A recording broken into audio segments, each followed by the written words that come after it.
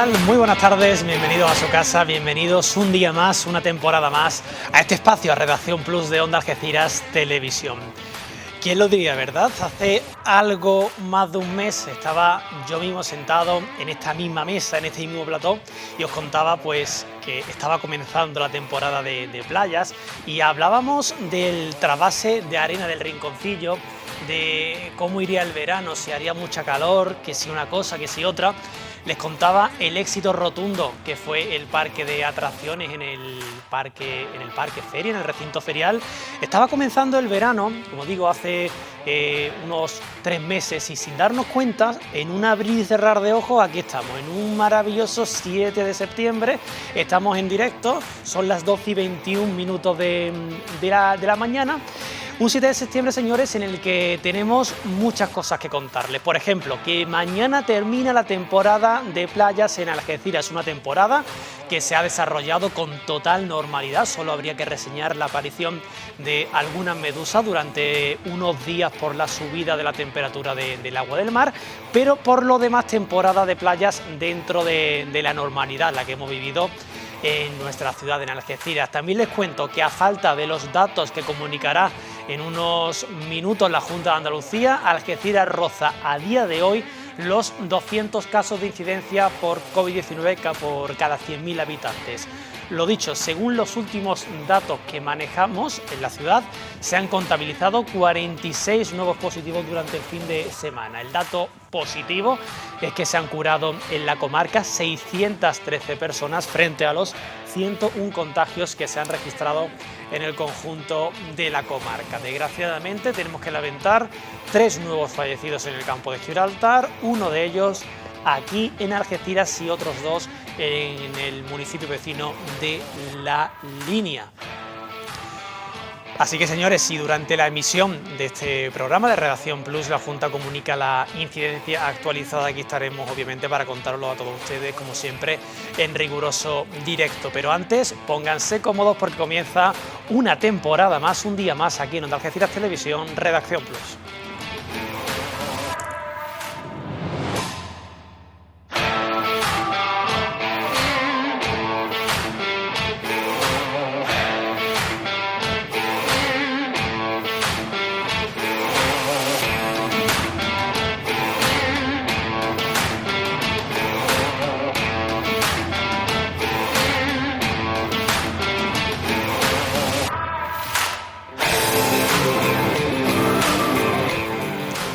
Pues, señores, empiezo contándoles que ya han comenzado las obras en el Colegio Campo de Gibraltar de la Bajadilla, unas obras que consisten en la demolición de las gradas y el hormigonado y pavimentación de los patios interiores. En el día de hoy, hace unos minutos, dirigentes de la Junta de Andalucía y el propio alcalde de Algeciras, José Ignacio Andaluce, han visitado estas obras. Con ellos ha estado la compañera Elsa Melcón.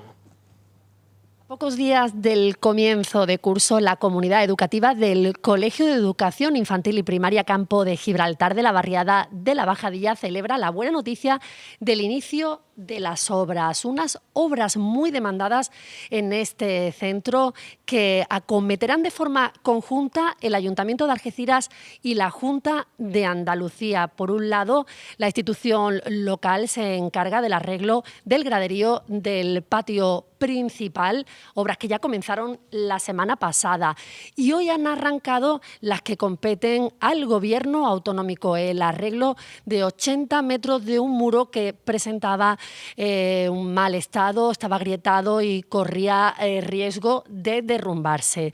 Como decimos, obras que satisfacen a la comunidad educativa de este curso que inician el próximo viernes 10 de septiembre. La delegada del Gobierno de la Junta de Andalucía en la provincia de Cádiz, Ana Mestre, ha visitado hoy junto al alcalde el centro. Unas obras que nos hacen mucha ilusión y unas obras en las que se ha trabajado muchísimo. Este equipo, el equipo que hoy rodea a la directora del colegio, magnífica directora, donde las haya, ha luchado y lucha por este colegio como nadie lo ha hecho, y yo se lo tengo que agradecer. Le tengo que agradecer eso y le tengo que agradecer que aguante la presión de gente externa que no es del colegio y que trata de entorpecer la difícil labor, especialmente en este año, que ha tenido ser director de un colegio, especialmente en este año con la pandemia, lo diré ahora en mi intervención con la policía local, son las medallas, y lo digo ahora también en el colegio. Son los 2 puntos, junto con la sanidad, los 3 puntos más complejos que han tenido que vivir en este año y medio. Damos la buena noticia del inicio de las obras de este muro del Colegio Campo de Gibraltar. Yo creo que es importantísimo recordar el incumplimiento constante del anterior gobierno, como ya se ha referido el alcalde de la ciudad, ante una demanda de la dirección y del propio alumnado y comunidad educativa de este centro educativo. Pero han sido ya demasiados años. La cuestión es que mirar hacia atrás no nos lleva a ningún sitio, más que a ver la diferencia, evidentemente, de la gestión y del compromiso de un gobierno y otro. Pero lo importante es que hoy estemos aquí viendo cómo tanto el Ayuntamiento de la ciudad como la Administración autonómica trabajan a favor de este colegio, trabajan a favor de la comunidad educativa y de la ciudad en general. Porque evidentemente en esta obra hoy se evidencia, querido alcalde, el que alineados el Ayuntamiento y la Junta de Andalucía trabajamos por el bien común. Y eso es lo que hoy se podría destacar de esta obra tan importante y de tanta envergadura. Pero desde luego no de tanta envergadura como para que se justifique pues casi 10 años de reclamaciones del profesorado, de la dirección, del alumnado, para que se arreglara este muro. Lo cierto es que en tan solo 2 años ya hemos iniciado la obra. Está adjudicada, tendrá una duración de 3 meses y será por un importe de 92.600 euros. Se pondrá en marcha una obra de reparación, de sustitución del muro, que tiene 80 metros de longitud por unos 60 y 2,60 y que este tendrá también un sistema de drenaje para, como ustedes se pueden imaginar, también evitar pues un estropeo del propio muro si no estuviera bien construido, si solo fuera de ladrillos como es actualmente. Esto será de hormigón y que sin duda viene con vocación de permanencia en el tiempo, haciendo las cosas bien y solucionando esos problemas que ya hemos detectado que tenían y por lo cual este muro está en tan mal estado. Creo que es importante destacarles también en el día de hoy cómo el Gobierno de la Junta de Andalucía ha hecho lo imposible para que antes de que se iniciara el curso ya esta obra estuviera adjudicada y estuviera comenzada. Por eso tengo que agradecer al delegado territorial de Educación, a todos los técnicos, aquí algunos presentes y otros que se encuentran trabajando en otros colegios o en los propios despachos, hacen posible todas esas personas desde el anonimato el que hoy podamos estar dando esta buena noticia. Y eso siempre es de agradecer, querido delegado. Gracias por tu implicación, a la PAE también. Porque el AMPA aquí no ha convocado nunca a padres, no han hecho una asamblea de padres, no han tomado una decisión en concreto, no han levantado acta de esa reunión, o sea, no ha habido absolutamente nada. O sea, que esa nota de prensa de ayer, no sé quién la firma, pero el AMPA no. Y pienso que están utilizando el AMPA. Pienso. Yo estoy súper satisfecha de que al final el objetivo que teníamos se cumpla, es decir, que se habilite la entrada en condiciones, que se habilite el patio de infantil en condiciones, que el patio que está cerrado durante tantísimo tiempo se logre, que ahora yo no quiero poner flores a nadie, sino que ha sido un tiempo de trabajo que agradezco muchísimo a toda la gente que nos ha apoyado, en fin, yo no quiero nombrar a nadie para que no se me olvide nadie, pero el objetivo está cumplido, por lo tanto ya a trabajar. Muy bien. Bueno, pues eso es lo que esa ha sido la visita de esta mañana del alcalde, de Ana Mestre, a esas obras que se están acometiendo en el Colegio Campo de Gibraltar de La Bajadilla. Pues bien, nosotros vamos a cambiar ahora de tema, de este asunto, pues podrán consultarlo más extensamente a partir de las 2 de la tarde los informativos de esta casa, de Onda Algeciras Televisión. Pero antes les cuento que desde hace un año aproximadamente, pero con más frecuencia durante este durante estos meses de verano, hemos visto cómo grandes orcas han protagonizado encuentros en el estrecho de Gibraltar con diferentes barcos. Los científicos, los investigadores, están buscando una explicación a este comportamiento de las orcas. Algunos aseguran que es una respuesta a los ataques que sufrieron en el pasado por parte de los humanos, aunque esta es solo una teoría, una posibilidad de las muchas que hay. No está confirmado ni mucho menos de que esto sea así, que sea de esta forma. Pues bien, para hablar sobre este comportamiento sin precedentes de estos grandes cetáceos, que por cierto pueden llegar a pesar hasta 5,5 toneladas y alcanzar los 80 años de vida, tengo el placer de saludar a Eva Carpinelli, que es la presidenta de la Asociación Nereide. Eva, ¿qué tal? Muy buenas tardes. Buenas tardes, gracias por invitarnos.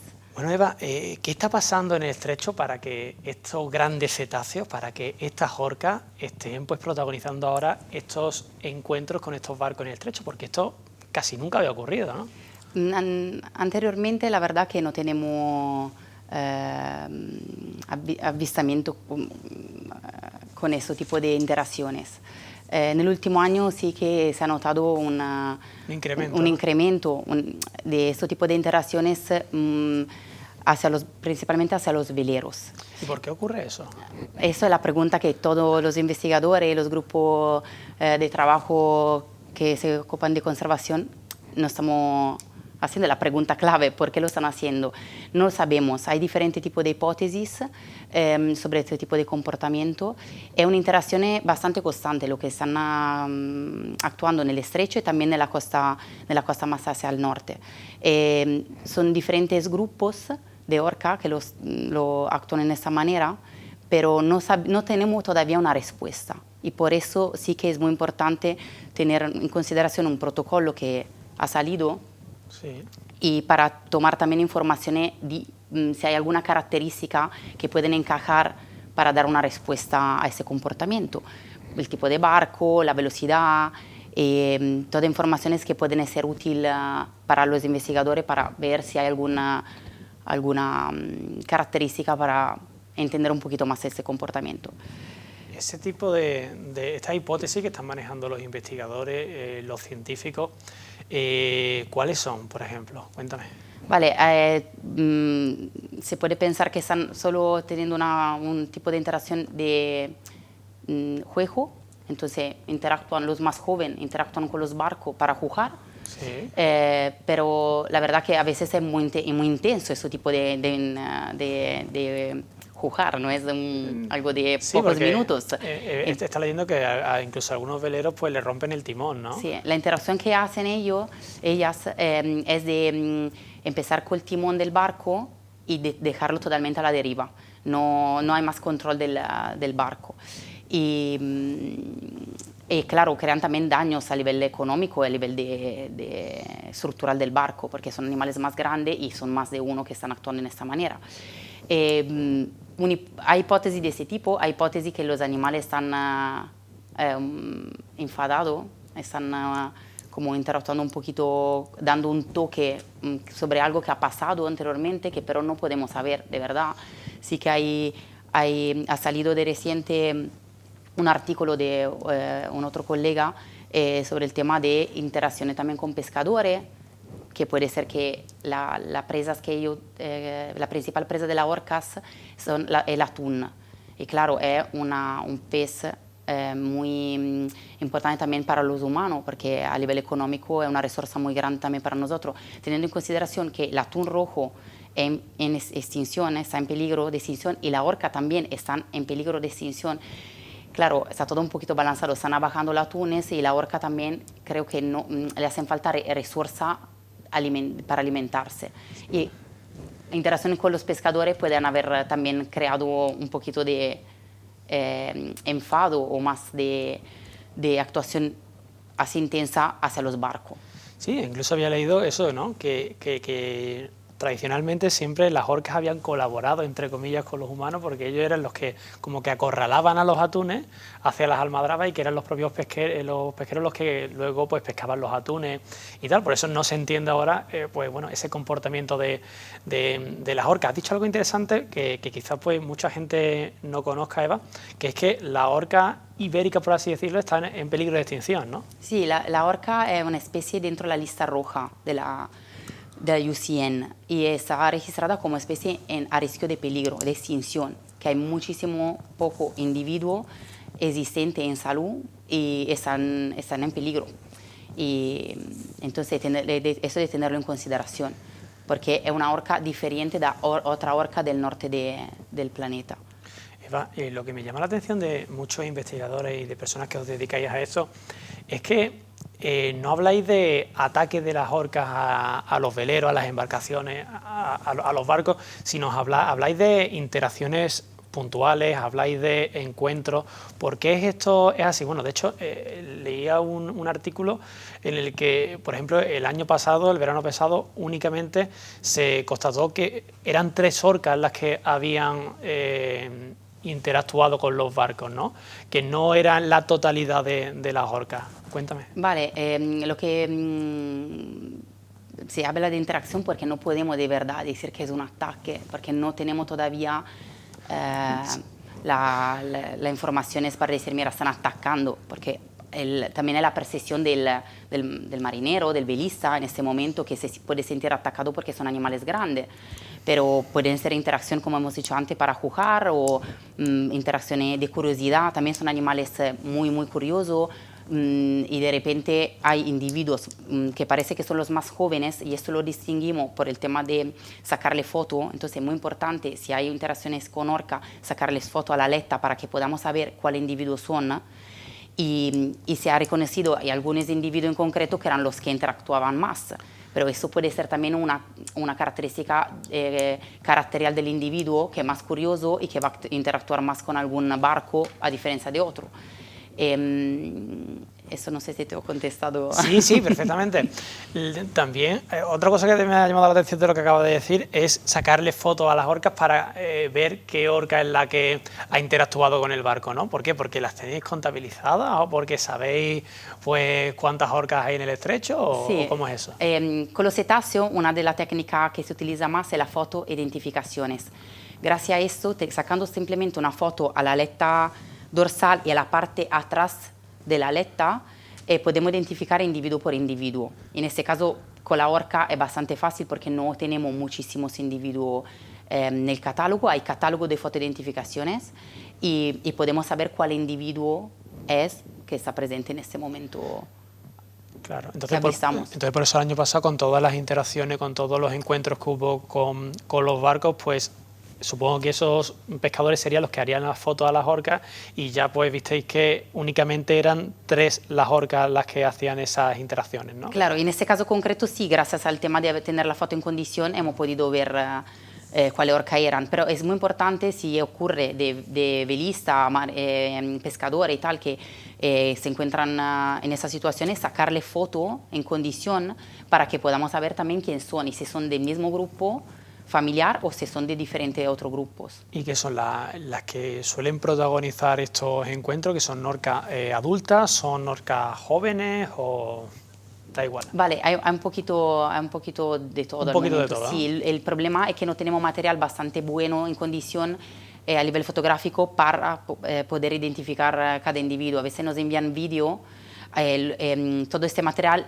yo hablo al plural, pero los envía a un grupo de trabajo que se llama Grupo de Trabajo sobre la Orca Ibérica, sí. orcaibérica.org, donde están intentando de analizar todos los colegas ese tipo de comportamiento. Y claro, todo el material fotográfico y vídeo es muy importante enviarlo a esta web, orcaibérica.org, para que se pueda intentar de dar una respuesta. Lo que yo ahora no puedo contestar es por qué lo hacen y si algo ha pasado o algo ocurrido. Y entonces todo el material puede ser muy útil.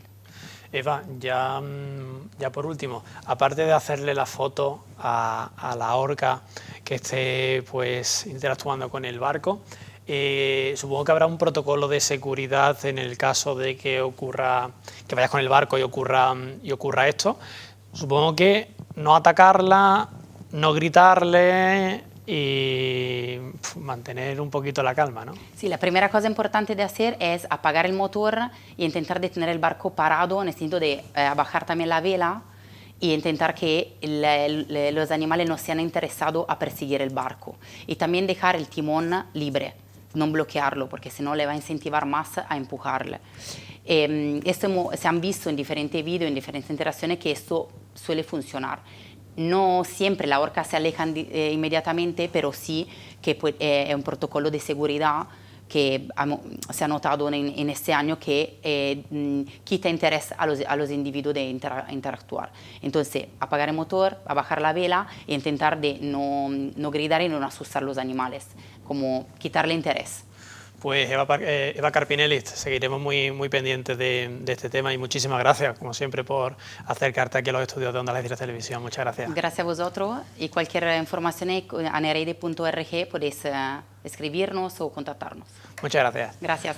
Pues bien, señores, nosotros vamos a cambiar de tema y les cuento que a finales de agosto el algecireño Pedro Hidalgo, también profesor en el Colegio Montecalpe, Puerto Blanco, completó su reto solidario. Recuerden ustedes que ese reto consistía en hacer el Camino de Santiago desde Algeciras, nada más y nada menos que 1.300 kilómetros en 52 etapas, con el objetivo de recaudar dinero en beneficio de la Asociación Objetivo Diagnóstico, una asociación que lucha por esas personas, esos pacientes que tienen enfermedades raras y sin diagnóstico. Como digo, Pedro terminó el reto, llegó a Santiago y recaudó 11.200 euros en su andadura, en su camino. Con él estuvo el compañero José Manuel Sánchez.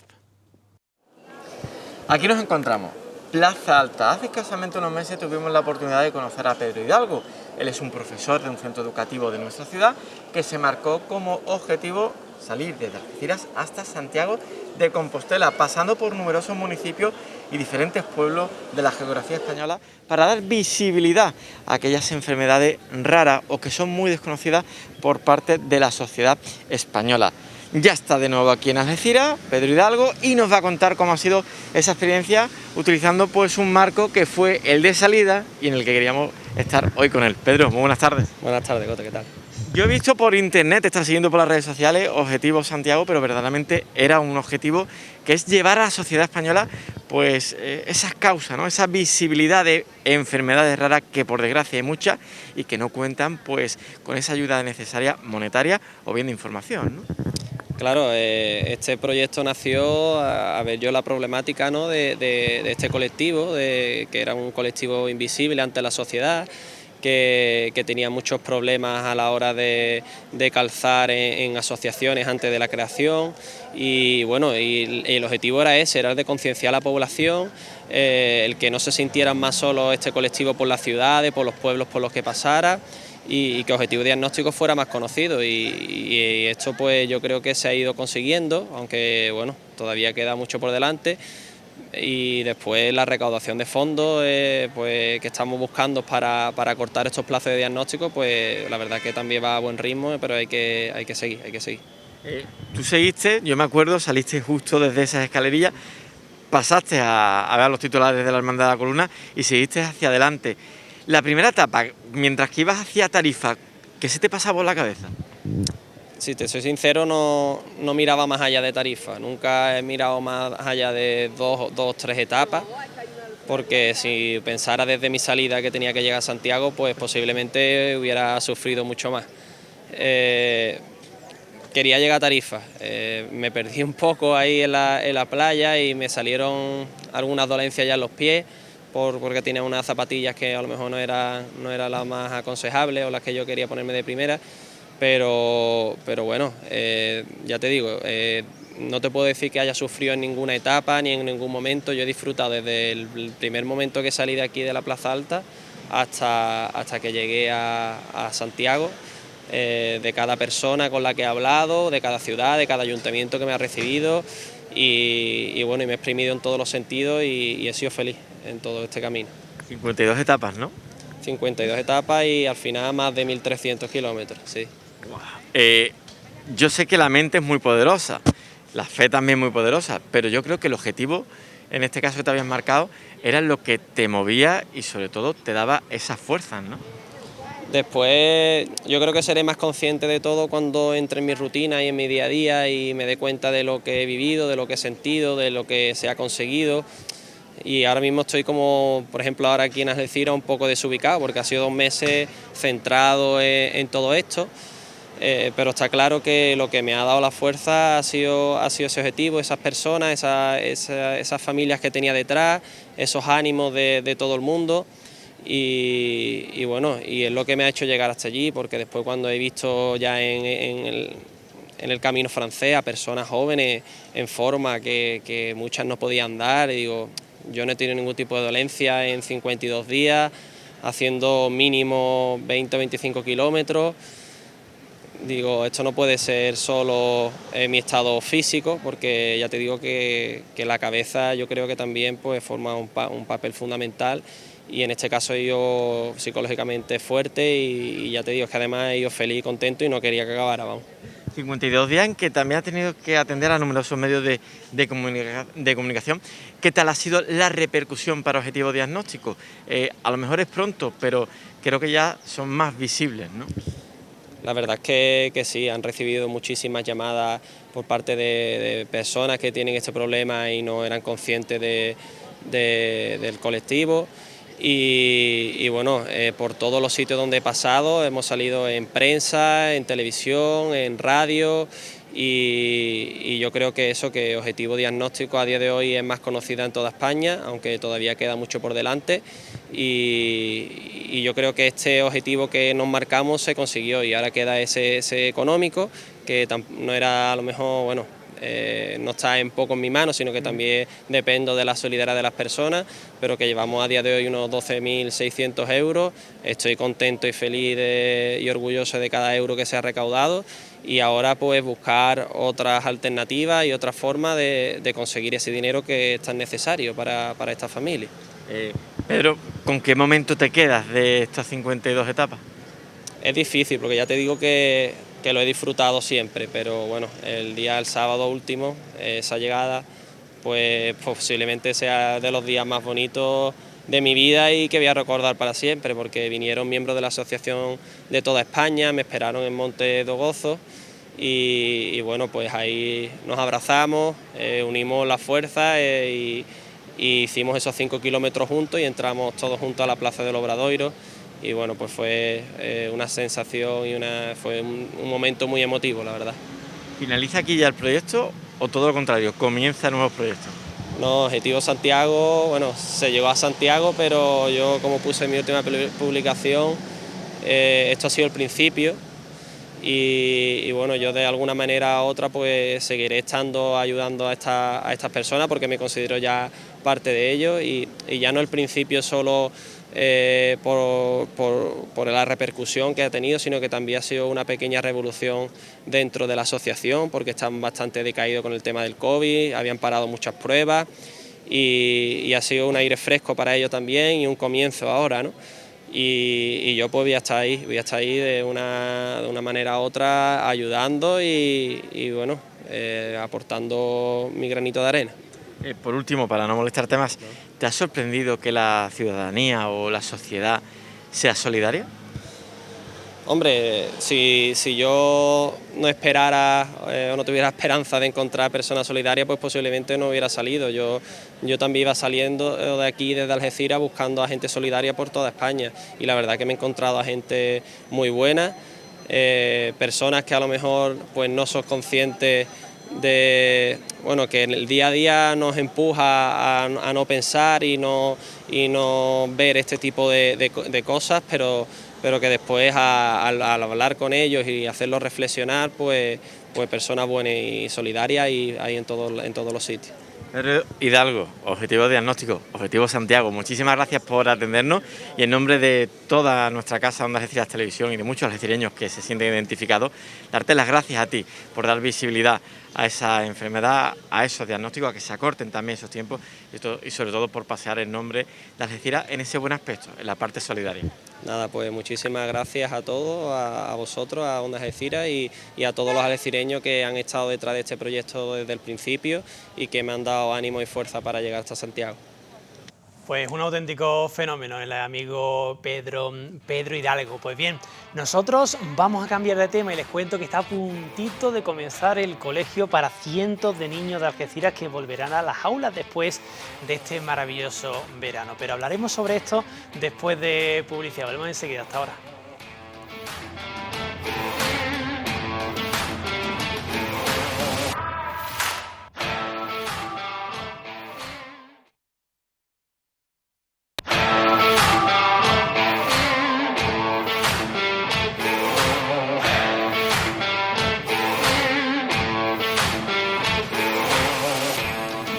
Pues señores, es la 1:03 de la tarde y les cuento que está a puntito de comenzar el colegio para cientos de niños de Algeciras que volverán a las aulas después del verano. Por este motivo, la Fundación Solidaridad Carrefour y Cruz Roja han puesto en marcha el proyecto Vuelta al Cole Solidaria, con el que pretenden entregar material escolar a miles de familias en situación de vulnerabilidad social.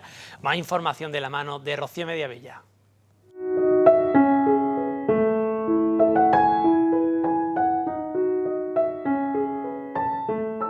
Pues Adrián, nos encontramos en Carrefour, donde se está llevando a cabo un año más la recogida de material escolar por parte de Cruz Roja. Pero nos lo va a explicar Mercedes Moya. Ella es la técnica de captación de fondos de Cruz Roja, que bueno, un año más, no es el primer año que se hace esto. No, ya llevamos varios años. El año pasado, por ejemplo, tuvimos una movilización de 50 voluntarios porque estamos en los 3 Carrefour de la comarca y atendimos a más de 100 menores. Hay muchísima necesidad y entonces pues toda esta recogida de material hace que todos los niños tengan por lo menos lo básico para poder empezar su campaña escolar, su curso escolar, con sus materiales que les pide el colegio. ¿Cómo podemos colaborar, cómo podemos participar con esta campaña? Pues lo que se pueda aportar, todo el mundo no puede gastarse el mismo dinero, pues cualquier cosa que pueda aportar a nosotros nos viene genial, gomas, lápices, libretas, mochilas, compases, reglas, lo que realmente se puede aportar y la verdad es que siempre hemos tenido muy buena respuesta por parte de la ciudadanía. Por desgracia son muchas familias, Mercedes. Este año se ha notado el tema de la pandemia, ha aumentado el número de familias que necesitan de este apoyo. Pues sí, desgraciadamente sí. La verdad es que este año con la pandemia se nos ha triplicado el número de usuarios, con lo cual cada vez va siendo más necesaria tanto las recogidas de alimentos como de material, como cualquier ayuda que nos viene por parte de las empresas de la comarca, que han sido bastante solidarias con el COVID, con todo el tema de Cruz Roja Responde, y la gente en sí que se ha volcado totalmente, tanto ofreciéndonos su parte voluntaria como ayudas económicas. ¿Cuáles son los días de recogida? Y también, Mercedes, si hay alguien que no se puede acercar hasta Carrefour, pero que quiere colaborar, ¿cómo puede hacerlo? Pues puede venir a la asamblea de aquí, que está en la carretera de los Pinos, a la entrada, al lado de las casas de coche, y traernos lo que les apetezca, por supuesto. Puede acercarlo ahí a la asamblea. ¿Podemos ayudar durante todo el mes de septiembre acercándonos allí a la sede? Sí, de todas maneras en este mismo mes se dará para que cuando los chiquillos empiecen tengan ya su material, pero que siempre hay algún rezagado que bueno, que no ha venido en su momento y siempre viene gente pidiendo ayuda de lo que sea, con lo cual si alguien quiere acercar allí ayuda de alimentos, de material escolar, siempre es bienvenido. De esta campaña Cruz Roja no para. No. Durante todo el año, 365 días del año. Después de esta campaña supongo que vendrán más. Sí, efectivamente, siempre estamos recaudando fondos de alguna forma. Ya digo, bien sea con alimentos, ayuda económica, tenemos muchos socios en la comarca que son una aportación mensual, que esa nos viene también estupenda. Y desde aquí apelo a todo el campo de Gibraltar, que por favor si van a un Carrefour, aunque sea un lápiz, una goma, que no cuesta tanto, y agradecer también, tenemos que dar mucho las gracias porque verdaderamente sin todas estas personas no podríamos llegar a tanta gente, sí. Pues muchísimas gracias, también destacar la importante labor del voluntariado. Gracias a ellos, por supuesto que son un pilar fundamental para Cruz Roja. Son gente joven, están en verano aquí dando el callo, así que... Y muy solidaria y con muchas ganas de ayudar, sí. Ver personas así. Muchísimas gracias, Mercedes. A ustedes, muchas gracias. Nada, y a seguir trabajando y ya saben, todos solidarios apoyando esta y todas las campañas que hagan falta.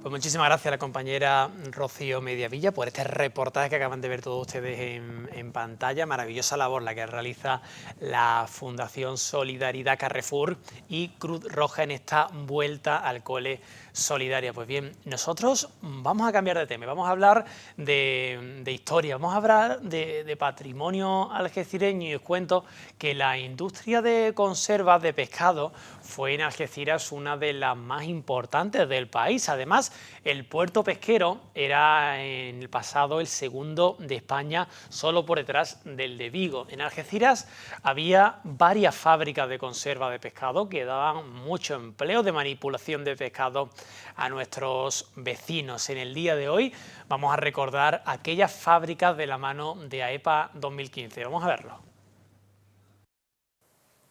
Buenos días, soy Miguel Corrales Moreno, pertenezco a la asociación de AEPA y hoy vamos a hablar sobre lo que ya no tenemos, las factorías, las conservas de pescado.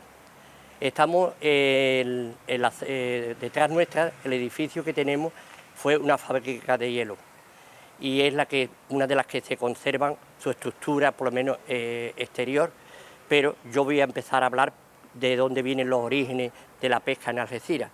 En primer lugar, Emilio Santacana, ya antes de la conferencia sobre el año 1900, hacía alusión a una fábrica, pero nos dice de qué, creemos que de Melba, en la calle Gloria, se llamaba la calle Gloria, pero hoy es la calle Río.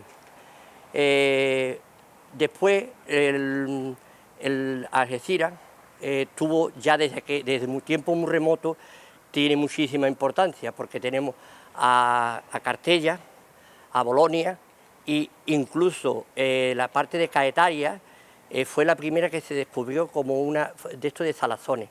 Y aquí en Algeciras, en unas excavaciones que se hicieron en la calle San Nicolás, teníamos un asentamiento que estaba directamente en el mar, en el mismo fondo rocoso, llegaba el agua hasta esa zona. Lo que es la fábrica de salazones de la calle San Nicolás. Esto mismo lo tenían, como he dicho, en Baelo y en Cartella. Por tanto, y precisamente la de Caetaria fue una de las primeras que se instaló aquí, o sea que no se hicieron, pero luego se taparon. La primera fábrica de salazones. Los salazones junto con la zarzamenta y el garum. No voy a hablar del garum porque es una de las cosas que fue como hoy el caviar. Pues antes era, para poder conservarnos tenía que ser a base de sales, una serie de secar el pescado, en fin, que había un sistema y que era muy era importado para otros sitios. Esto fue el principio, en la primera parte de Algeciras, fue Julia Traducta, la parte romana, que estuvo desde el siglo I hasta el siglo IV. Hubo luego un tiempo que se dejó de utilizar, hasta que en el 712 se instaura aquí la primera ciudad árabe, que es Algeciras al-Hadra. Hablo un poco de esto por situar lo que es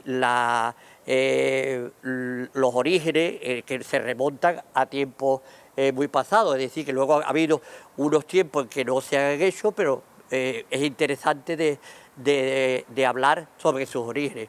Luego hubo un tiempo que ya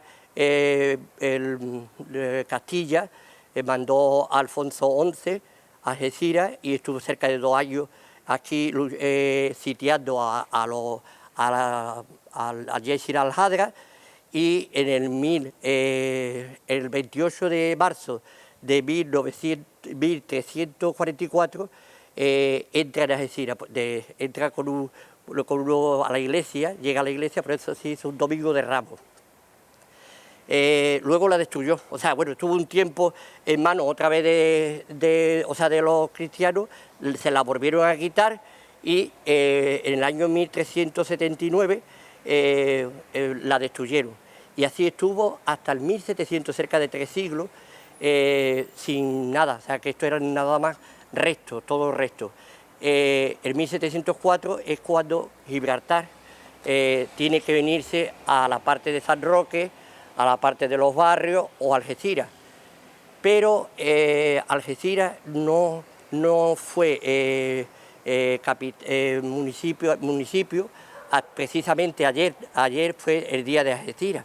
El 6 de septiembre de 1755 consiguió la municipalidad, es decir, la independencia de San Roque, y trajo el gobierno militar, lo trajo aquí porque pensaron que hubo un triqui-faqui entre San Roque y Algeciras porque era donde está la sede, como luego hubo lo de la 9ª provincia, ¿no? De toda esta serie hay unas luchas que unos intereses, y entonces aquí con el puerto que teníamos era de saber de qué se iba a hacer. Bueno, hay una serie de fábricas que ya no están en vigor y yo voy a empezar a hablar primero por las conservas Garavilla. Garavilla, en primer lugar, no se llamaba Garavilla, se llamaba La Equitativa. Y el presidente es don José Garavilla y Quintana. Pero poco después, ya cuando se instala la de aquí, lo podemos ver en lo que queda de fachada cuando vamos hacia el Varadero, vemos Isabel, que eso es a partir de 1961, se llama Isabel, conserva Garavilla, pero con la denominación de origen, porque las latas se llamaban Isabel. Después cambió o sea, primero fue La Equitativa y después conserva Isabel, cuando ya se hizo aquí, y más o menos sobre el 1960, 61, 62, se puso la fábrica esta. La fábrica de conserva de Garavilla tuvo 3, una en la carretera vieja de los barrios y tuvo otra hecha por ellos, que es la del guano en el Cobre, que eran los restos de pescado, los huesos, y se hizo pienso de pescado en la zona del Cobre, la cañada de los tomates. La de aquí de Algeciras estaba junto al Marsales, todavía quedan por la parte de delante de la calle Victoria Eugenia, queda lo que es la entrada. Y allí Emilio Busch fue el que estuvo instalando, digo por un dato de los conocimientos de haber hablado con personas que han trabajado allí, y Emilio Busch fue el que instaló las vigas de esa factoría. Esta factoría tenía sus barcos propios. El primero que tuvo fue que iba para traerla directamente, suministrarse ellos. El primero fue el conservero Isabel. Luego Algeciras trabajaba la sardina, la caballa, el atún, el mejillón, las almejas, los berberechos. Bueno, el atún también lo estaba trabajando especialmente la línea. En la línea había una fábrica dedicada al atún para la exportación a Europa, o sea que lo mandaba a Europa. Los buques primero tuvo Isabel, luego Isabel I, segunda, y luego incluso tuvo unos atuneros que iban al Mar del Norte o al Pacífico y traían el producto del bonito. Pero bueno, voy a hablar también un poco de Garavilla. Se instaló aquí, pero el punto principal fue o Grove, uno de los puertos en 1900, ahora mismo no me acuerdo muy bien, pero el problema fue que cuando España se une a la Unión Europea con los acuerdos pesqueros con Marruecos, pues empieza a perder fuerza a coger cada vez más millas marinas Marruecos, y cada vez pues fueron retirándose. Aquí había en la lonja barcos, la lonja estaba llena y era un bullicio de la pescadería con la subasta. Los bermeanos estuvieron trabajando aquí, los de Villajoyosa, los de la Villa, los de la Vila. Aquí se vinieron, aquí en Tarifa se vinieron. La provincia de Cádiz llegó a haber 22 fábricas de conservas. Sin embargo, ya nada más que quedan algunas en Tarifa, como no me acuerdo muy bien, el Rey de Oro, la Tarifeña, en fin, una serie de 5 me parece que quedan en Tarifa. Luego quedan algunas en Barbate, es decir, fábricas quedan todavía, pero la mayoría de ellas ya relacionadas con el atún. Agadir, como hemos dicho, en el año 1973, en el 73, instalan una fábrica allí. Incluso un señor que tuvo una fábrica de hielo, el señor Seguí, instaló también, con perspectiva de que aquello iba ahí en aumento, pues también instaló una fábrica de hielo. ¿Qué ocurrió? Que cada vez iba disminuyendo esto, y en un momento don Laureano en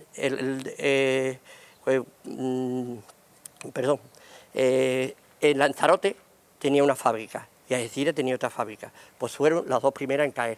En el primero cayó, o cerró, cayó de una palabra un poquito, que sí, tuvo que cerrar en el 2001, y en el 2002 lo hace Algeciras. Luego, esto, como ya he dicho, está al lado de Marzales, del edificio Marzales, y ahora voy a hablar un poco de la fábrica ¿cómo se llama esto?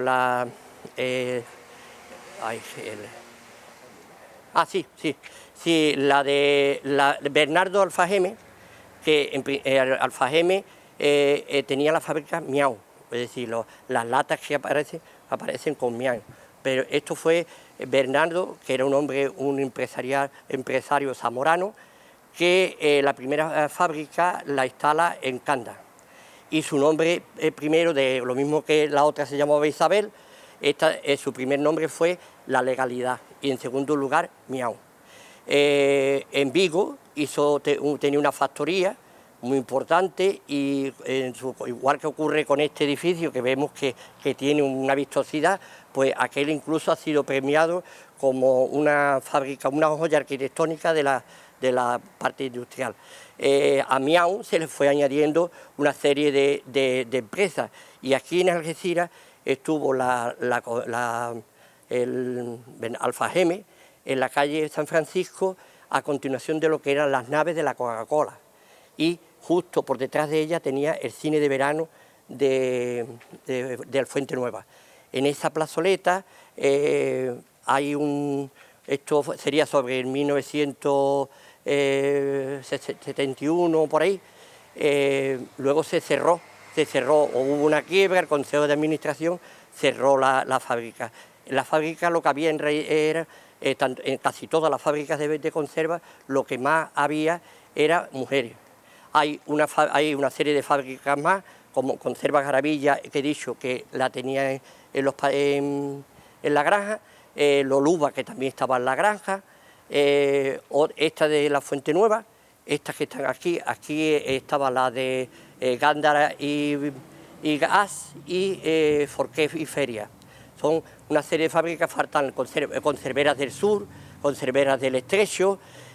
Hubo una muy importante que esta estaba en la Cuesta del Rayo, y había una de los pescadores que se dedicaba a coger el pescado y quitarle las espinas y la piel, y la mandaba exclusivamente a Alemania. es decir, era la producción que hacían aquí y había 70 mujeres y 7 hombres. Y la de la bajadilla que estaba diciendo antes, que se me ha saltado, eran mujeres, entre ellas estuvo mi novia en aquel entonces, que después fue mi mujer. Y ya le digo, en el 2006 pegaron el corte, el cierre, esta empresa, y esta fue de las últimas. O sea que nos quedamos sin fábrica. También podía hacer alguna alusión al tema de, por ejemplo, Salvarrey, que estuvo en la Cuesta del Rayo, la plazoleta que está dedicada a un tal Salas, Carmimito, no sé, Sala o no me acuerdo muy bien, y en fin, hay muchas cosas que se quedan en el tintero, que siempre algo se tiene que quedar. Espero que de todas formas la publicación que hagamos nosotros en nuestra página, pues pondremos todos los datos ordenados, y si nos hemos saltado alguna cosa o algún nombre, pues ya lo podéis ver en nuestra página de AEPA, que también en el año 2017 hizo una publicación sobre el pescado, la loja, y hay muchas fotografías de nuestro difunto y desaparecido José María Contreras. Hizo una publicación en la que habla del tema de la pesca y de cómo era la pesca en aquel entonces, los atuneros, prácticamente eran la mayoría mujeres, porque eran unos trabajos muy delicados, en línea, y tan solo tenían, por ejemplo, la bajadilla tenía el encargado y un tal Raúl. En fin, y con esto espero que os haya por lo menos iniciado. Si queréis buscar información, ya sabéis, en la página de AEPA y en Onda Algeciras, pues podéis buscar toda la información de lo que hemos comentado. Muchas gracias y encantado. Pues muchísimas gracias a vosotros, a los amigos de AEPA 2015, por acercarnos siempre la historia de nuestra querida ciudad de Algeciras, esta vez pues contándonos esa fábrica de conserva que hubo en Algeciras. Pues bien, nosotros vamos a cambiar de tema y en un ratito hablaremos de deportes, hablaremos de ese empate del Algeciras Club de Fútbol frente a la Andorra por 2-2. Recuerden ustedes que Algeciras se fue ganando por 2-0 al descanso. Y bueno, en la segunda parte hubo 2 errores de los locales que los condenaron. La Andorra pues obviamente supo aprovechar los errores del Algeciras y pusieron el empate a 2 en el marcador, pero en un ratito nos contará pues todo lo que dio de sí el partido de la mano del compañero David Sánchez. Pero eso antes, una pausa de publicidad. Volvemos enseguida, hasta ahora.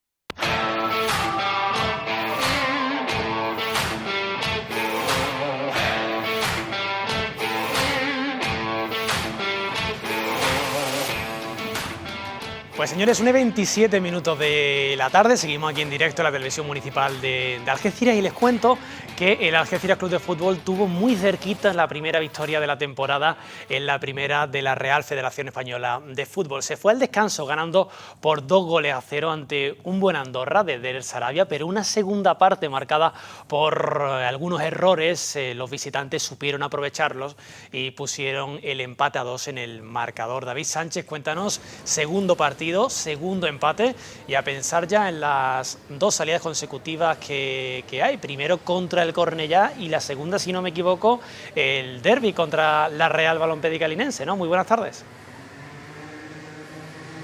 Hola Adrián, ¿qué tal? Muy buenas. Pues efectivamente, empezamos por el principio, si te parece, por el partido de este pasado fin de semana con ese empate a 2 entre el Algeciras y el Andorra. Un tiempo para cada equipo, el Algeciras que fue superior, que tuvo oportunidades en la primera parte, logró materializar 2, pero tuvo algunas, como bien reconocía posteriormente en rueda de prensa Iván Ania, de haber prácticamente cerrado el partido. El Andorra, bien es verdad que movía bien el esférico, aunque en la primera parte le dejó poco el Algeciras Club de Fútbol, que fue bastante incisivo, que tuvo muchos robos de balón en el centro del campo, que no mostró fisuras y que sobre todo con los centros de Tomás Sánchez hizo muchísimo daño y así conseguiría además sus 2 tantos, el primero en propia puerta por parte del Andorra, el segundo en una anticipación de Alma. que conseguía materializar ese segundo tanto y poner la alegría en la grada. Con ese 2-0 nos marchamos al descanso. La verdad es que caras felices entre prácticamente los 4.000 aficionados que se dieron cita en el nuevo Mirador, pero el partido cambió radicalmente en el segundo tiempo. El Andorra tomó el mando definitivo del esférico, el Algeciras, que, bueno, un poco por el sometimiento del equipo del Principado y también porque dio como un pasito atrás, pues se vio prácticamente dominado en todo momento por el conjunto andorrano, que en el 65, si no recuerdo mal, recortaba diferencias y posteriormente en el 89 pues empataba el partido, y gracias, porque el Andorra ya estaba encima del Algeciras Club de Fútbol, y si hubiera tenido un cuarto de hora más probablemente estaríamos hablando todavía de un daño mayor para el Algeciras después de ir venciendo 2-0, como decimos, al descanso. Fueron errores, como reconoció Iván Ania en rueda de prensa, propios los que propiciaron los goles del conjunto visitante. Desajustes en el primero. Pepe Mena se marcha al lateral tras una pérdida de balón de el lateral derecho de Alcántara, que bueno, pues dejaron ahí en el centro del campo un hueco bastante grande. Pepe Mena se fue a tapar el lateral precisamente del jugador Alcántara y se dejó un espacio con un gran chut por parte del jugador del conjunto andorrano, y posteriormente ya decimos que el Andorra sometió muchísimo al Algeciras, dominaba el juego, uno de los equipos seguramente que mejor mueve la pelota de toda la categoría, con muchísimo criterio. Quizás le faltó un poquito de profundidad al Andorra, pero bien es verdad que cuando conseguía llegar a esa zona de tres cuartos se intuía un peligro grande, y al final ese empate a 2 es un punto más que suma el Algeciras Club de Fútbol. Bueno, pues entre los periodistas en rueda de prensa hablábamos entre el vaso medio lleno o el vaso medio vacío, porque bien es verdad que el Algeciras no ha ganado todavía en la competición, pero tampoco ha perdido. Lo que sí que está claro es que ahora tiene 2 partidos consecutivos, como bien decías, lejos del Estadio Municipal Nuevo Mirador. El primero este próximo sábado, creo que 5 de la tarde, si no recuerdo mal, frente al conjunto del Cornellá, y posteriormente el clásico de la comarca, que será el domingo, entre la Real Balompédica Linense y el Algeciras Club de Fútbol. Hay que intentar sacar puntos para seguir sumando. Son 2 partidos muy complicados, a pesar de que el Cornellá, por ejemplo, en la actualidad tiene 0 puntos. Todavía no ha puntuado el equipo catalán en la presente temporada. No así la Real Balompédica Linense, que está encaramado en la zona alta de la clasificación con una victoria y un empate. Vamos a ver qué es lo que ocurre, pasito a pasito. Evidentemente lo más inmediato es el partido ante el Cornellá. Esperemos que el Algeciras pues muestre una cara parecida a la que mostraba en los primeros 45 de este pasado fin de semana, o también en la segunda parte en el Johan Cruyff frente al FC Barcelona B. No, en líneas generales, David, creo que la afición, pues la gente está contenta con lo que está viendo de su equipo en estos 2 primeros partidos de temporada. No sé tú qué puntuación le darías, David, al equipo en estos 2 primeros encuentros.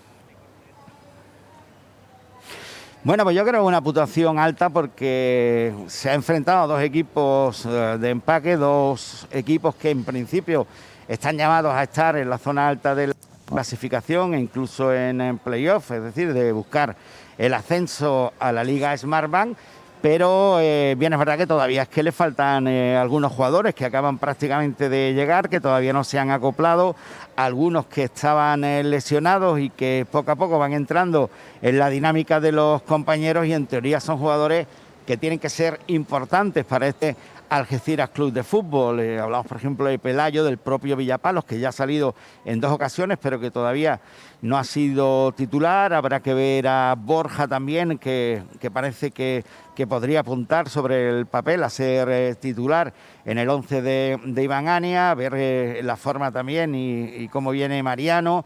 Es decir, son jugadores que, como decimos, están llamados a ser importantes, y vamos a ver si poco a poco van entrando en la dinámica de la plantilla, y por eso yo creo que hay que darle una nota alta a este Algeciras Club de Fútbol, que, como decimos, los dos partidos los ha podido ganar, porque también pudo ganar en el Johan Cruyff en la segunda parte, y el pasado fin de semana, bueno, pues con ese 2-0, si hubiera materializado algún gol más en la primera parte, o bueno, pues no hubiera tenido esos errores en defensa, probablemente hubiera cogido los 3 puntos en litigio, y estaríamos hablando ahora mismo de unas Algeciras con 4 puntos y en la zona alta de la clasificación. Pues David, seguiremos muy pendientes de la actualidad del Algeciras Club de Fútbol. Muchísimas gracias por esta conexión en directo, contándonos todo lo que dio de sí ese partido del pasado viernes del Algeciras frente al Andorra. Y precisamente pues para hablar de actualidad del Algeciras Club de Fútbol, tengo aquí a mi lado el placer de saludar al capitán del conjunto rojiblanco, Iván Turrillo. ¿Qué tal? Muy buenas tardes. Buenas tardes.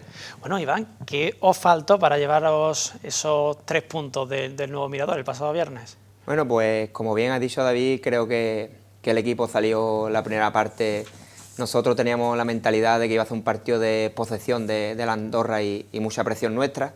Creo que los primeros 45 minutos a ellos pues no crearon peligro, porque el equipo estuvo muy encima de ellos. Nos pusimos 2-0 y creo que tuvimos algunas ocasiones más para irnos con una renta aún más alta.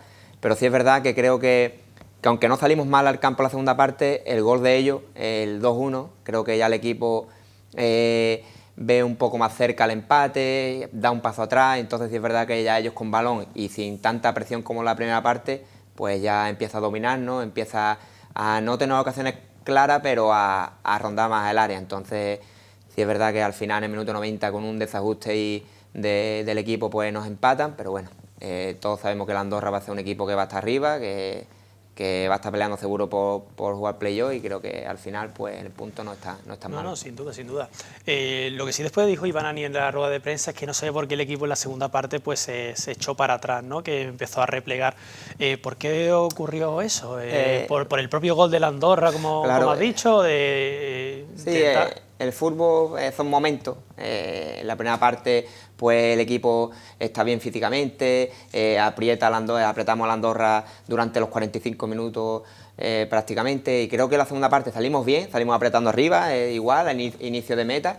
Pero sí es verdad que en el primer gol, que es una jugada nuestra, que centra Alvarito Arcaza y la coge, y ya hay también un poco de desajuste, ahí estamos atacando, y en la contra pues nos meten el 2-1. Entonces sí es verdad que a partir de ahí el equipo, en vez de seguir apretando, pues recula un poco más, y ahí... Sí, del 3-0 al 2-1, ¿no? Está claro. Entonces, ¿crees que fue justo el empate, Iván? Hombre, si lo ves como al final del partido, porque ellos sí es verdad que la última media hora nos domina, nos aprieta, creo que sí fue justo, pero bueno, te queda con la miel en los labios de que si en la primera parte, en vez de irte 2-0, pues te va a lo mejor un 3-0 y ya termina el partido, pues podíamos haber sacado los 3 puntos. El compañero, bueno, leí la crónica del compañero Alessio en Europa Sur, y decía al final que os faltó un poquito de maldad, que os faltó un poquito más de colmillo, de experiencia, por así decirlo. ¿Coincides con él? ¿O? Puede tener algo de razón. Es verdad que nosotros, los más veteranos, pues lo hablamos en el vestuario luego, que a partir del minuto 80 pues se tiene que terminar el partido. En plan de que a lo mejor va a sacar uno de banda, en vez de tardar 1 minuto, tarda 3, cuando hay una falta igual. Te duele mucho. Te duele mucho, bueno. Pero yo creo que son cosas que cuando ya iremos viendo el paso de los partidos, pues se irá mejorando, y ahí se acabará el partido. Oye, ¿cómo ves el equipo este año? También es un equipo con experiencia, obviamente. Sigue Jordi Figuera, siguen jugadores con el portero Iván Crespo, también un jugador con bastante experiencia, con veteranía, pero también hay jugadores bastante jóvenes, ¿no? Continúa, por ejemplo, Alcázar, pero también pues Ronnie, creo que también es muy joven, jugadores... Es decir, estáis combinando, ¿no?, lo que viene siendo la experiencia con la juventud, ¿no? Sí, como bien dice, hay mucha gente joven. Alvarito Leiva, que tiene 16 años. Que lleva 2 partidos muy buenos cada vez que ha salido del banquillo. Después está Gonzalo Almenara, está Alvarito Romero, que también es muy joven, está Pepe Mena. Sí, son jugadores que no pasan de los 25 años. Claro, 23, 24 años.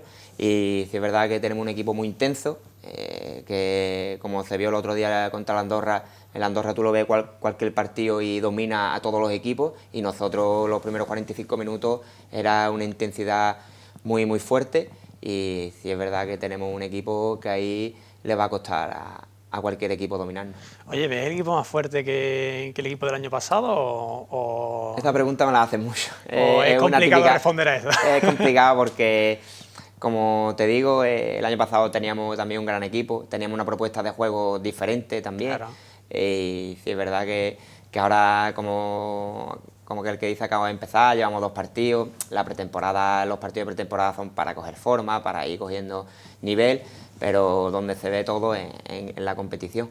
Y yo creo que con el paso de los partidos, pues el equipo ya se hará más compacto y a partir de ahí creo que haremos un buen año, seguro. Sí, el volver a ver gente en el estadio, en el nuevo Mirador, después de todo lo que hemos pasado, debe ser una maravilla para un futbolista, ¿no? Y para un futbolista de la casa, el capitán de la Algeciras es un auténtico gustazo, ¿no? La verdad que desde, bueno, el año pasado ya cuando fuimos al Mendralejo, eso fue una pasada, y este año fueron llegando los días y cada vez que quedaban menos días todo el mundo en redes sociales, por la calle. Los nervios, ¿no? Los nervios, se parpaba que se iba a vivir un partido de muchas emociones, y así fue. El campo estaba, la preferencia estaba abarrotada, la tribuna igual, y porque no dejaba el aforo meter a más gente, sino yo creo que el fondo se hubiera llenado también, y la afición fue de 10, porque contra un equipo como la Andorra, como te he dicho antes, sin la ayuda de ellos hubiera sido mucho más complicado, pero sí es verdad que en el momento que nos faltaba más aire, pues te aprieta, y la verdad que de 10. Oye, ¿y tú a nivel personal cómo estás? Sabemos, bueno, la renovación ahí a final casi de tiempo, a final de tiempo. ¿Cómo estás? ¿Estás siendo titular? Sí. ¿Estás...? Uy, se te ha caído por ahí el micro, ¿no? No te preocupes. Bueno, no pasa nada. Pero bueno, que te sientes bien, ¿no? Confianza del entrenador. Sí, bueno, tuve ahí al principio la duda con el tema del trabajo, Sí, pues claro. combinar trabajo y fútbol era este año muy complicado por el tema de los viajes, de la categoría, pero ya luego cuando ya se arregló todo, ya empecé la pretemporada y la verdad que con mucha confianza, la confianza del míster, mucho más descanso, porque el año pasado con el tema del trabajo era muy complicado, y la verdad que me encuentro bien, cada vez mejor, y creo que con el paso de los partidos pues se irá viendo mejor Iván. Mejor Iván, pues ojalá que sí, Iván. Bueno, ya lo más cercano es el Cornellá, pero supongo que para alguien de Algeciras, alguien que ha mamado la Algeciras Club de Fútbol desde pequeñito, ya está mirando con el rabillo del ojo lo que va a venir dentro de 2 semanas. Bueno, no sé si dentro de 2 semanas contra la Real Valladolid del Linense, ¿no? Sí, pero bueno, no podemos desviarnos mucho porque tenemos un partido sí. muy complicado esta semana en Cornellá, campo pequeño de césped artificial, que creo que este año están ellos y Andorra nada más, creo. Sí. Y allí vamos a tener, aunque llevan 0 puntos, vamos a tener un partido complicado. Pero bueno, ya cuando terminemos allí en Cornellá, hablaremos de la semana del derbi, que seguro que va a ser una semana muy especial. Muy especial para venir cargadita, creo yo. Sí. Iván Turrillo, muchísimas gracias como siempre por acercarte aquí a los estudios de Algeciras Televisión y mucha suerte en esta temporada con el Algeciras Club de Fútbol. Muchas gracias por la invitación a ustedes.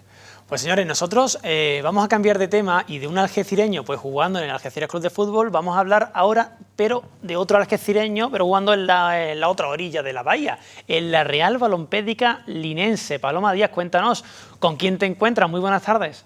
Pues nos hemos trasladado al Estadio Municipal de la Línea de la Concepción y os preguntaréis qué hacemos en la línea si somos Onda Algeciras. Pues precisamente porque vamos a hablar con un joven algecireño que juega en la Real Balompédica Linense.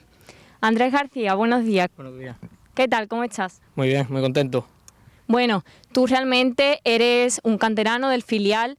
¿Qué se siente y qué piensas cuando te das cuenta que eres de los pocos a los que el míster le sigue poniendo su confianza? Bueno, pues es un orgullo muy grande. Yo llegué aquí hace 4 años y jamás hubiese imaginado poder entrenar con jugadores de primer nivel y cuerpo técnico de primer nivel. Bueno, y cuéntanos un poco de ti, de tu historia en el mundo del fútbol, porque bueno, sabemos que empezaste en los equipos base de Algeciras, pero ¿cómo has llegado hasta aquí? ¿Qué te trajo? Pues yo comencé, voy a hacer una trayectoria, yo comencé en el Sporting de Algeciras, luego pasó a ser el Andalucía, que estuve allí hasta infantil de segundo, posteriormente fui al Salesiano y en el último año, por un desacuerdo con el Algeciras, pues tenía un contacto aquí, me dijo que me viniera y la verdad que no puedo estar más contento. Bueno, ¿y cuáles son tus metas, tus propósitos? ¿Hasta dónde quieres llegar? ¿Te gustaría llegar a un acuerdo con el primer equipo y quedarte ya el resto de la temporada con ellos? ¿O en un futuro pasar a una categoría superior, a un club? ¿Qué piensas? Hombre, yo creo que ya la idea general del club, cuando se creó el filial hace 2 años, pues yo creo que esa es la principal idea, sacar chavales jóvenes de aquí de la zona para que se entrenen con el primer equipo y si son capaces de poder demostrar que valen, pues mantenerse ahí. Y hablando de esto de los canteranos y de hacerse un hueco en el primer equipo, ¿ves que en estos momentos sea difícil hacerse precisamente este hueco en el grupo de Romerito? Bueno, pues hay que trabajar mucho, tener mucha constancia, sobre todo se lo digo a los chavales que siguen en las categorías inferiores, tener mucha constancia, tener mucha humildad y sobre todo nunca venirse abajo, para así intentar poder hacerse un hueco en el primer equipo. ¿Y qué sentiste el día que debutaste con esta camiseta de la Valona? Pues una satisfacción enorme, después de muchos años de gran trabajo y todo, pues eso, una satisfacción enorme y una alegría enorme. Imagino que en el vestuario con el resto de compañeros, el cuerpo técnico, bien, ¿no? Sí, la verdad que este año sin duda para mí el mejor vestuario que tenemos, una solidaridad y un compañerismo increíble, tanto con el cuerpo técnico como el personal y el vestuario. Hablando de que llevas 4 años en este club y de que esta es tu mejor temporada, ¿crees? ¿Qué diferencias ves del año pasado a este en el primer equipo? Bueno, pues cuando llega un míster nuevo con un cuerpo técnico cambian las tornas completamente y el míster tiene una idea de juego que no era la del año pasado y hay que adaptarse a ello. Bueno, y con Antoñito, ¿qué tal? Imagino que la relación muy buena y está siendo una referencia para ti. Sí, Antoñito es un apoyo, tanto Antoñito como todos los compañeros del vestuario son un apoyo para mí, me da muchos consejos, tanto el cuerpo técnico y nada, con Antoñito suelo venir en los viajes de ida y vuelta, en los días de entrenamiento y de partido, porque vivimos los dos allí en Algeciras, como sabéis, y nada, muy bien. ¿Y qué opinas de esta nueva liga? Se han juntado al final muchos grandes equipos con bastante potencia en esta primera federación. Pues eso es luchar partido a partido y ningún partido va a ser fácil, siempre sufrir hasta el último minuto, saber hacerlo y nada, plasmar las ideas que nos da el míster, que yo creo que son suficientes como para poder enfrentarnos bien al rival. Bueno, y hablando, como has dicho anteriormente, de Antoñito, los dos sois de Algeciras, ¿nunca te has planteado jugar en el Nuevo Mirador como él? Pues sinceramente no, yo desde que llegué aquí hace 4 años, como te he dicho antes, estoy muy contento y mi principal idea es poder llegar a jugar aquí en el primer equipo y satisfacer a los balonos. ¿Y con ganas de que llegue este derbi del campo de Gibraltar? Con una gana inmensa y si podemos ganarlo, pues ni te digo. Entonces celebrarías un gol ante el eterno rival, ¿no? Por supuesto. Pues nada, muchísimas gracias y mucha suerte en tu carrera, Andrés. Muchísimas gracias, a ustedes. Pues nada, Adrián, esto es todo desde el Estadio Municipal Linense.